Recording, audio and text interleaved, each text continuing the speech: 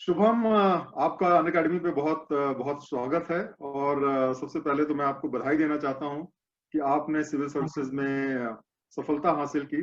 और आपने जो है एक अच्छी रैंक जो है सिविल सर्विसेज में हासिल की। तो सबसे पहले मैं आपसे ये पूछना चाहता हूं कि जब आपको रिजल्ट आया तो आपको कैसा महसूस हुआ, कैसा आपको लग रहा है इस समय ये सिलेक्शन होने के बाद?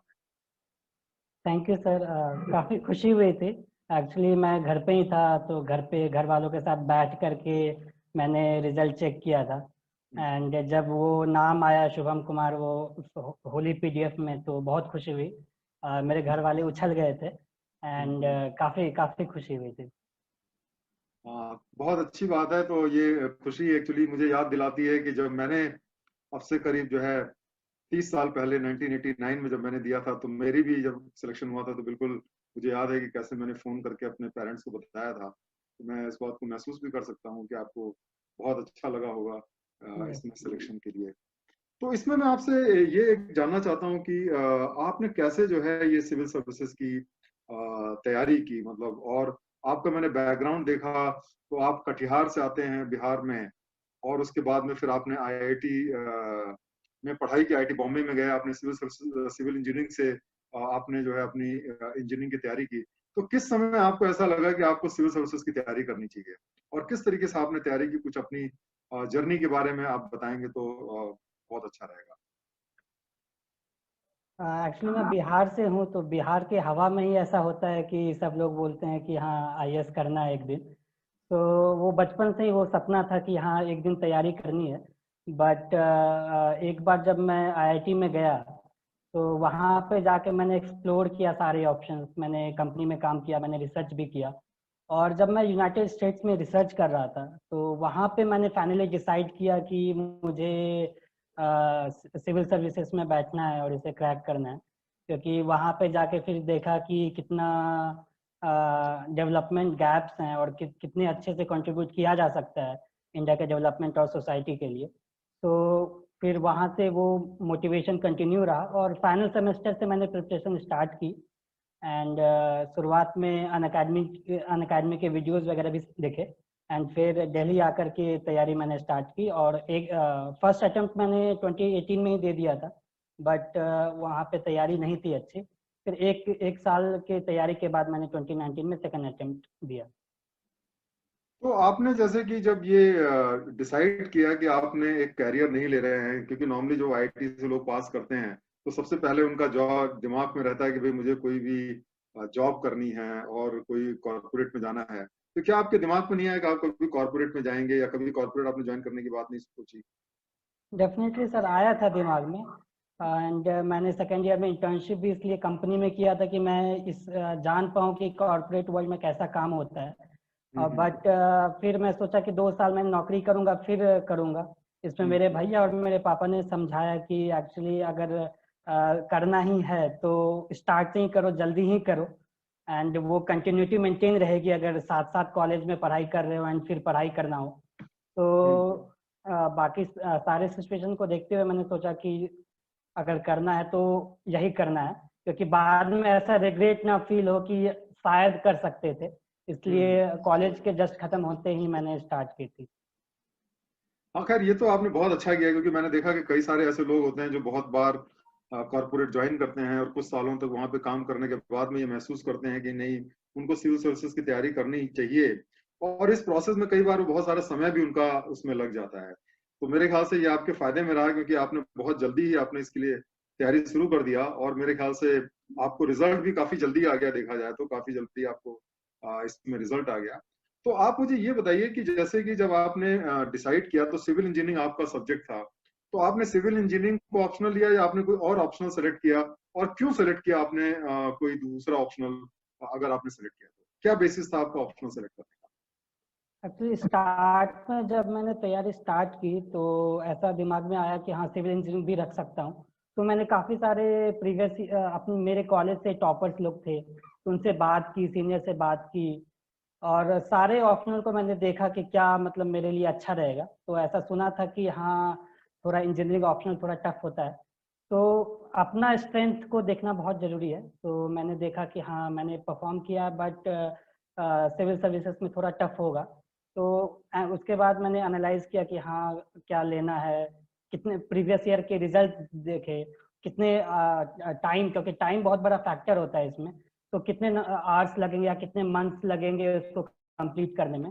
फिर ये कंक्लूजन पे आया कि एंथ्रोपोलॉजी में, बायो में इंटरेस्ट था, बचपन से भी बायो में इंटरेस्ट था, तो फिर सोचा कि एंथ्रोपोलॉजी लेना सही रहेगा। तो आपको मतलब इसकी प्रेरणा कहाँ से मिली एंथ्रोपोलॉजी लेने की? किसी ने आपको बताया या किस बेसिस पे आपने सिलेक्ट किया इसको? मैंने एक वीडियो देखा था रोमन सैनी सर का अन अकेडमी पे कि how to select your optional. तो उन्होंने बोला था कि ओपन माइंड से करना है, सारे ऑप्शनल को एक बार देखना है एंड एलिमिनेट करना है। तो मैंने एलिमिनेट करना स्टार्ट किया। और फिर लास्ट में से 3-4 ऑप्शनल बचे थे जिसको मैं कंसिडर कर रहा था, तो उसके डिटेल्स पढ़ा कि सिलेबस क्या है, और टॉपर्स के वीडियोस देखे, उनका अप्रोच देखा, फिर देखा कि किसमें मैं कम टाइम में ज्यादा से ज्यादा मार्क्स में ला सकता हूँ और जो मेरे इंटरेस्ट के अनुकूल भी हो। तो वहां पे फिर फाइनली डिसाइड किया और फिर लोगों से बातचीत की जैसे मैंने बताया, और फिर फाइनल किया कि हाँ इस मतलब ये पूरे प्रोसेस में मुझे लगभग 1 महीने लग गए थे कि हाँ ये 2018 के अटेम्प्ट के बाद मैंने फाइनली जून 2018 में डिसाइड किया था कि एंड में कि एंथ्रोपोलॉजी लेना है। अच्छा, आप मुझे ये बताइए कि आपने कब से जो है अपने सिविल सर्विसेज की तैयारी शुरू की और किस तरीके से शुरू किया आपने तैयारी? मतलब कितने समय से पहले से आपने शुरू किया, और शुरू में पहले आपने क्या किया, फिर बाद में क्या किया? स्टार्ट में 2018 के स्टार्ट से मैं फाइनल सेमेस्टर में था, तो तभी से स्टार्ट किया था तैयारी। तो मतलब ये था कि पहले बेसिक बुक्स खत्म करने हैं, न्यूज़पेपर पढ़ने की हैबिट डालनी है। तो वो बहुत इम्पोर्टेंट ये था कि शुरुआत में टाइम ऐसे वेस्ट हो जाता था, इम्पोर्टेंट न्यूज़ नहीं मिलते थे। तो वो 2 महीने में वो हैबिट डेवलप हुआ कि विद इन एन आवर आप पढ़ पाए। एंड फिर बेसिक बुक्स एक बार खत्म हुए तो फिर वैल्यू एडिशन पे आया कि हाँ कैसे वैल्यू एडिशन करना है। और चूंकि मैंने काफी सारे टॉपर्स के वीडियोस में रेगुलरली देखता था, तो फिर ये समझ में आया कि टेस्ट सीरीज काफी इंपॉर्टेंट रोल प्ले करता है। तो आंसर राइटिंग भी, तो शुरुआत से ही मैंने आंसर राइटिंग करना स्टार्ट कर दिया था, मतलब 2 महीने के प्रिपरेशन के बाद से ही। एंड टेस्ट सीरीज भी स्टार्ट से ही स्टार्ट कर दिया था। तो मुझे लगता है कि वो थोड़ा हेल्पफुल रहा कि ये मैं स्टार्ट से ही करना शुरू किया। एंड ऑप्शनल का फिर किया मैं, 6 महीने लग गए ऑप्शनल करने में, क्योंकि काफी डेप्थ में करना होता है। एंड ऑप्शनल एक बार खत्म हुआ तो फिर जीएस और ऑप्शनल को फिर मिक्स करके पढ़ाई स्टार्ट की। अच्छा अच्छा, चलिए बहुत अच्छा आपने बताया। तो अब आप मुझे बताइए कि जैसे प्रीलिम्स के लिए आपने स्पेसिफिकली क्या तैयारी की, मतलब प्रीलिम्स की तैयारी किस तरीके से की आपने? तो स्टार्ट में मैंने कॉमन तैयारी रखा और ये माइंड में रहता था कि मेंस इम्पॉर्टेंट है, तो उस वजह से फोकस मेंस पे रहा। बट प्री के लिए मैंने फरवरी 2019 से मिड फरवरी 2019 से डेडिकेटली प्री के लिए तैयारी किया। तो वहाँ पे फोकस हुआ कि फर्स्ट मैं सारे रिवीजन स्ट्रैटेजी बनाया कि 3 फेज में रिवीजन करना है। एंड फिर बेसिक बुक्स के रिवीजन किया। फिर जो मुझे लगता है कि जो मुझे अलग किया प्री में, क्योंकि मेरी तैयारी उतनी अच्छी नहीं थी स्टार्ट में, तो मैंने ये किया कि मैंने एक शेड्यूल बना लिया टेस्ट देने का। एंड फिर उसके अकॉर्डिंग अगर तैयारी हो या ना हो, उसके अकॉर्डिंग मैं टेस्ट देते गया और फिर अकॉर्डिंगली उससे रिवाइज भी करता था जहाँ पे मैं परफॉर्म अच्छे से नहीं करता था। एंड प्री के लिए एक और चीज़ मैंने जो किया कि अलग से जैसे वेबसाइट पे जाना हो, जैसे यूएनएफसीसी के वेबसाइट पे जाना हो, या ईयर एंड रिव्यू देखना हो मिनिस्ट्रीज के, इन्वायरमेंट के लिए गूगल करना हो, क्या कहते हैं मैप्स वगैरह रेफर किया। तो ये सारे मतलब कंटिन्यूस प्रोसेस था, और वो धीरे धीरे इवॉल्व करके फिर धीरे धीरे मार्क्स इंप्रूव हुआ, फिर कॉन्फिडेंस भी आया कि हाँ चलो ये एग्जाम क्रैक किया जा सकता है। अच्छा, मेंस में और प्रीलिम्स की जो तैयारी हुई आपकी, उसमें आपने क्या फर्क किया कि मतलब मेंस में क्या चीज आपने अलग से किया, या आपको ऐसा लगता है कि मेंस की तैयारी में क्या अप्रोच आपका डिफरेंट होना चाहिए? क्योंकि अल्टीमेटली जो होता है सिलेक्शन तो आपका मेंस के बेसिस पे होता है, प्रीलिम्स तो एक तरीके से क्वालिफाइंग राउंड होता है। तो मेंस की परफॉर्मेंस में आप ज्यादा से ज्यादा नंबर लाएं, उसके लिए आपकी क्या स्ट्रेटजी रही? तो मेंस के लिए ऐसे ध्यान दिया कि मुझे प्री के जस्ट बाद मेंस का ऐसा नया जैसा ना लगे कि आंसर राइटिंग करना पड़ रहा है। तो दिसंबर और जनवरी में मैंने ऑप्शनल के टेस्ट सीरीज लिखे, और जीएस के भी 3-4 से टेस्ट सीरीज लिख के देखा क्योंकि मेरे पास टाइम कम था। तो एक बार मेरे को ऐसे कॉन्फिडेंस आ गया कि मैं लिख सकता हूँ 150 एंड 250, 150 एंड 250 वर्ड्स में लिख सकता हूँ। तो एक बार वो कॉन्फिडेंस आया तो फिर मैंने प्री की तैयारी स्टार्ट की। और जैसे ही प्री खत्म हुआ मैंने ब्रेक नहीं लिया, एक भी दिन का ब्रेक नहीं लिया, क्योंकि कॉन्फिडेंट था कि मैं क्लियर कर जाऊंगा। तो 3 जून से ही मैंने तैयारी स्टार्ट की, एंड एक शेड्यूल बनाया जैसे मैंने बताया। एंड मेंस में ये इम्पोर्टेंट है कि आपके पास पॉइंट्स हों आंसर में लिखने के लिए। तो मैंने ऐसे शॉर्ट नोट्स बनाने स्टार्ट किए हर एक पेपर के लिए। एंड जैसे वैल्यू एडिशन फिर इम्पोर्टेंट होता है, तो कमिटीज के ऐसे 4 पेज में लिख लिया, जजमेंट्स के लिख लिया, फैक्ट्स एंड फिगर्स लिख लिए, ग्राफ्स वगैरह उठा लिए। तो ऐसे करके और जो रिपोर्ट्स हैं नीति आयोग के या इकोनॉमिक सर्वे के, तो वो सब करके एक क्रिस्प नोट्स बनाते गया। मतलब वो एक दिन में नहीं होता है, वो धीरे धीरे करके जो 3 महीने का ड्यूरेशन होता है उसमें वो मेरे पॉइंट्स ऐड होते चले गए। तो फिर वो एंड में वो रिवीजन के लिए भी हेल्पफुल होता है, एंड आंसर को दूसरों से अलग और बेहतर भी बनाता है। तो ये एक अलग, मतलब मैं कहूँगा कि ये रहा मेंस के लिए। अच्छा, चलिए, तो एक चीज मुझे आप ये बताइए कि आप कितने घंटे पढ़ा करते थे? आप बताइए कि जब आपने पढ़ाई की तो कितने घंटे करीब आपको लगता है कि पढ़ना चाहिए, और कुछ अपने शेड्यूल के बारे में बताएंगे कि जैसे सुबह से शाम तक जो है वो आप किस तरीके का शेड्यूल फॉलो करते थे? तो एक कॉमन शेड्यूल नहीं रहा मेरे ये 2 साल के प्रिपरेशन में। स्टार्ट में मैं काफ़ी, मतलब ऐसा था कि आवर्स पुराने हैं, तो 12 आवर्स भी मुझे कम लगते थे स्टार्ट में। अच्छा।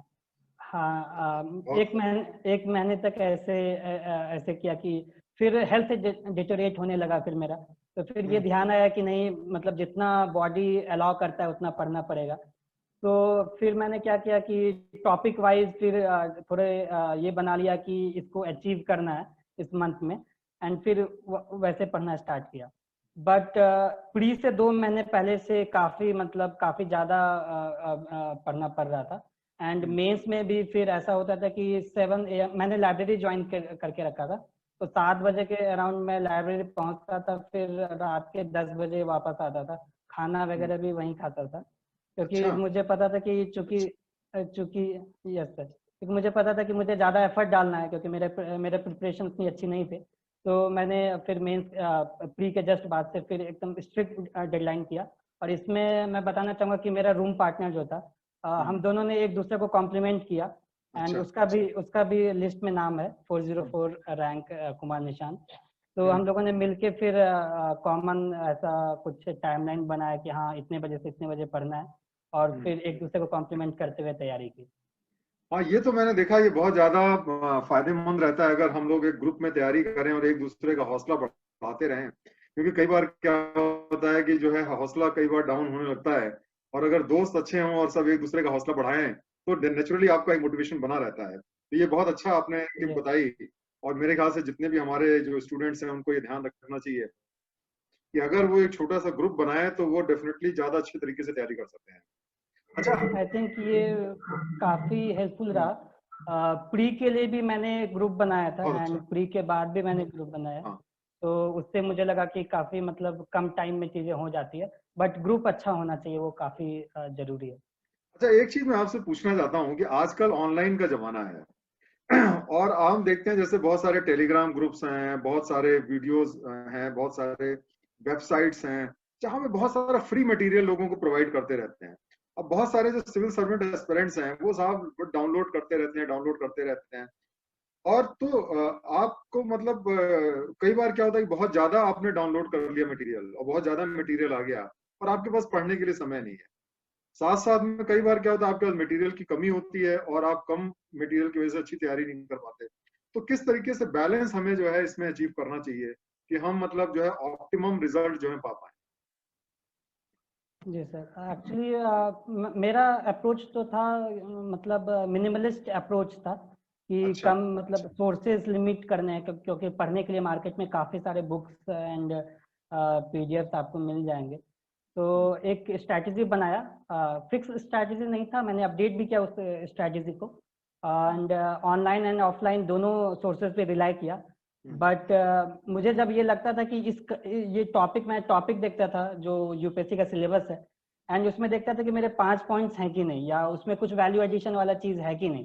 तो जिसमें कमी होता था उस चीज़ को मैं गूगल करता था या उसके बारे में खोजता था, एंड उसको फिर मैं पूरा करता था। ऐसा नहीं कि पूरा बुक्स पढ़ रहे हैं, मैंने एक भी किताब ऐसे 100% नहीं पढ़ी। जो सिलेबस देखा, प्रीवियस ईयर क्वेश्चंस देखे, जो इम्पोर्टेंट लगा उसको मैं निकाला, एंड वो दिमाग में रखा कि जब मैं तैयारी कर रहा हूँ तो वो रिवीजन कैसे मैं कर पाऊंगा, तो वो बैक ऑफ माइंड में हमेशा से रहा। तो उस वजह से मैंने मतलब कम से कम एंड मैक्सिमम रिजल्ट के ध्यान दिया कि आंसर में कितना मैं रिप्रोड्यूस कर पाऊँ, तो उस पर ध्यान ज्यादा था। हाँ, मतलब कहने का मतलब ये है कि हमें हर चीज जो है वो बराबर बराबर वेटेज नहीं देनी चाहिए, कोशिश ये नहीं करनी चाहिए कि quantity is equal to quality. ऐसा नहीं है, क्वालिटी पे फोकस ज्यादा होना चाहिए और क्वांटिटी हमें यस बैलेंस करके रखनी चाहिए। क्योंकि ज्यादा कई बार बहुत सारे सिविल सर्विसेज के जो एस्पिरेंट्स होते हैं वो इतना ज्यादा पढ़ने की कोशिश करते हैं कि उसके चक्कर में फिर क्या होता है, वो पूरा ही नहीं कर पाते सिलेबस। तो मेरे ख्याल से बहुत अच्छी स्ट्रेटजी आपकी रही।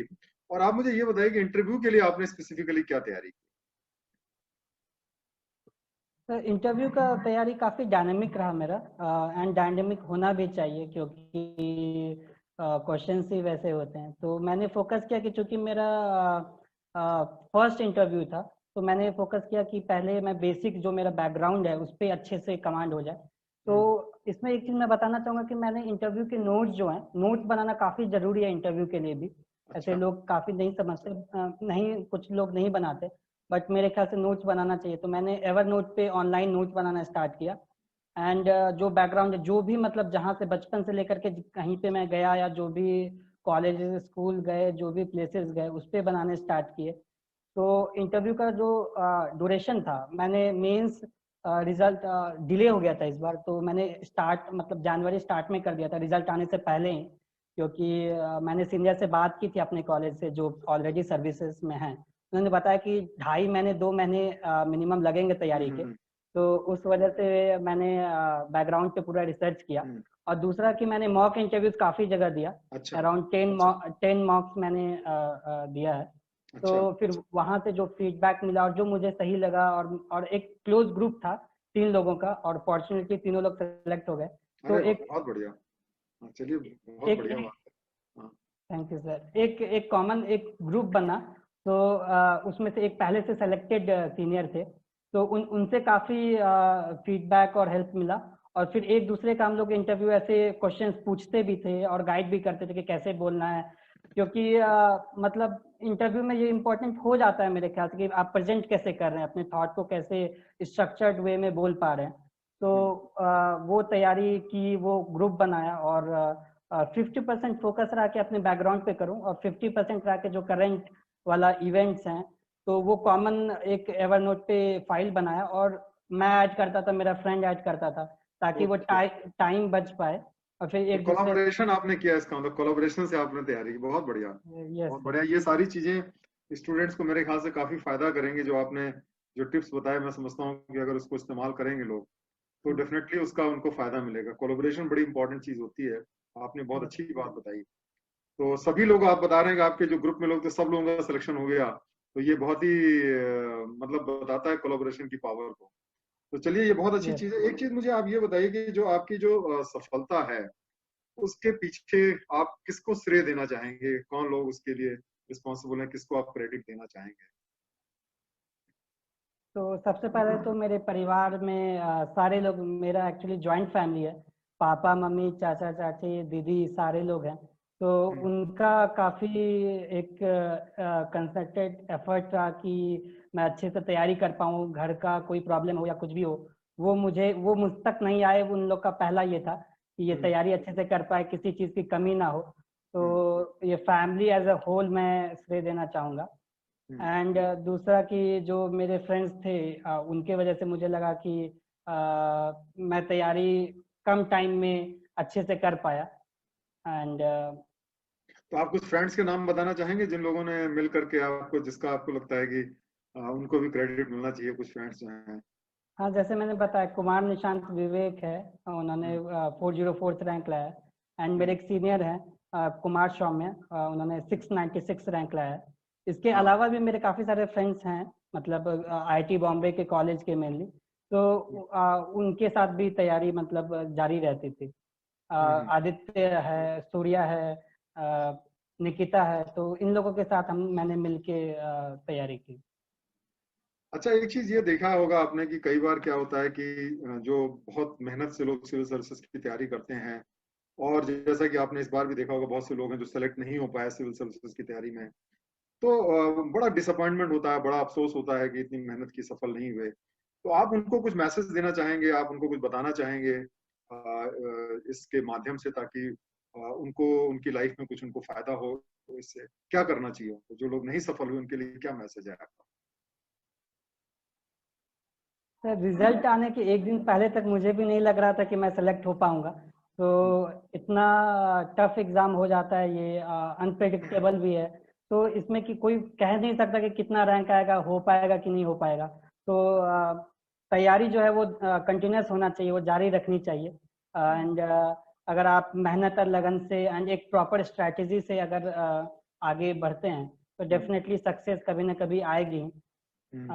इसलिए मतलब हताश नहीं होना है। कॉन्फिडेंस काफ़ी इम्पोर्टेंट रोल प्ले करता है, मुझे लगता है। एंड ये वर्क किया मेरे लिए। तो सबको अपनी मेहनत से, अपने कॉन्फिडेंस से तैयारी करते रहना चाहिए। एंड टॉपर्स में भी मैंने देखा कि कैसे लोग 3 अटेम्प्ट 4 अटेम्प्ट के बाद फाइनल सिलेक्शन होता है। तो इस वजह से मतलब सबको तैयारी जारी रखनी चाहिए।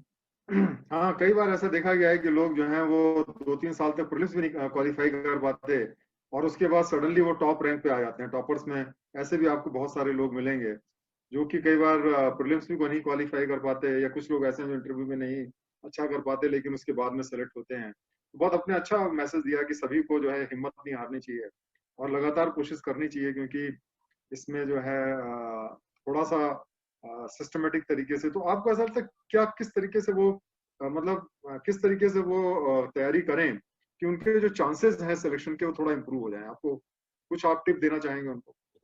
इसमें एक चीज़ मैं ऐड करना चाहूँगा। जब मैं तैयारी कर रहा था, मतलब तैयारी के फेज में, ये मैं रियलाइज़ किया कि जो तैयारी वाला फेज है वो एक्चुअली आपको प्रिपेयर करता है सिविल सर्विसेज के लिए। वो संघर्ष का जो फेज है वो काफ़ी इंपॉर्टेंट है, क्योंकि आपका कैरेक्टर डेवलपमेंट होता है, आप चीज़ों को जानते हैं। तो ये मेरे दिमाग में था कि सिलेक्शन होना है एक दिन। ये मेरा ट्रेनिंग चल रहा है, ये 2 साल मेरी ट्रेनिंग है। और अच्छा। इसके बाद जो आएगा वो होगा, एक दिन ऐसा होगा। मतलब मेरे दिमाग में था कि फाइनल तो लिस्ट में तो आना ही है एक ना एक दिन। तो हाँ, हाँ। ये चीज दिमाग में था। एंड सर, आपका क्वेश्चन क्या था? नहीं, मतलब वही बिल्कुल कि आपने मतलब क्या मैसेज देना चाहेंगे लोगों को जो मतलब डिसअपॉइंट हो जाते हैं, तो उनको सर, कौन सी टिप्स आप देना चाहेंगे कि वो आगे जो है बढ़ते रहें, हिम्मत ना हारें? क्या आप उनको बताना चाहेंगे? खुद की स्ट्रैटेजी बनाना काफ़ी इम्पोर्टेंट है। हम्म, कि आप अपने स्ट्रेंथ एंड वीकनेस के अकॉर्डिंग, स्टार्ट में ये समझ में नहीं आता, बट विथ टाइम वो समझ में आता है कि आपका स्ट्रेंथ एंड वीकनेसेस क्या है। तो उसके अकॉर्डिंग एक फिक्स एक स्ट्रैटेजी हो, एंड उस पर एकदम स्टिक करना है। एंड फिर जो जो भी इनपुट आए तो उस पे मतलब खुद के दिमाग लगा करके कि हाँ, मेरे लिए ये हेल्पफुल होगा कि नहीं, उस पर फिर वर्क करना है। प्रिपरेशन चूंकि काफ़ी लंबा होता है, तो इसमें ये ध्यान देना होता है कि हम पाथ से भटक तो नहीं गए। तो मतलब कुछ महीने बाद या एक हफ्ते बाद स्टॉक लेना जरूरी होता है कि आपने क्या नया चीज़ पढ़ा, क्या एडिशन किया अपने तैयारी में। तो वो मैं करता था कि मैंने एक शेड्यूल बनाया, मैंने ये लिखा कि ये टॉपिक्स करने हैं, और नहीं हो पाता था तो मैं फिर से बनाता था, फिर से ट्राई करता था कि हाँ चलो इस बार करना है। तो वो जो एक जिद था, वो जिद जरूरी है। कि ऐसा नहीं होना चाहिए कि आपका एक महीना बीत जाए और आपको आइडिया भी ना लगे। तो कभी कभी ऐसा होता है एस्पिरेंट के साथ में, वो नहीं होना चाहिए। आप कंटिन्यूस प्रोसेस रखेंगे तो सक्सेस आपके जरूर आपको प्राप्त होगी। चलिए, बहुत बहुत धन्यवाद शुभम। और मुझे बहुत अच्छा लगा आपसे इंटरेक्ट करके, और मुझे पूरी उम्मीद है कि आप आगे जिंदगी में बहुत आगे अच्छा करेंगे, और सफलता को प्राप्त करेंगे, अपने जॉब में भी बहुत अच्छे तरीके से परफॉर्म करेंगे। तो मैं आपको एक बार से फिर बधाई देना चाहता हूँ आपके इस सिलेक्शन के लिए, आपकी पूरी फैमिली को, आपके जो भी फ्रेंड्स हैं, जो भी आपके शुभचिंतक हैं, सभी लोगों को मैं बधाई देना चाहता हूँ। और मैं ये उम्मीद करता हूँ कि आपके जितने सपने हैं वो सारे के सारे पूरे हों और आगे चल के आप जिंदगी में बहुत अच्छा करें। बहुत बहुत थैंक यू, धन्यवाद। Thank you sir, thank you sir.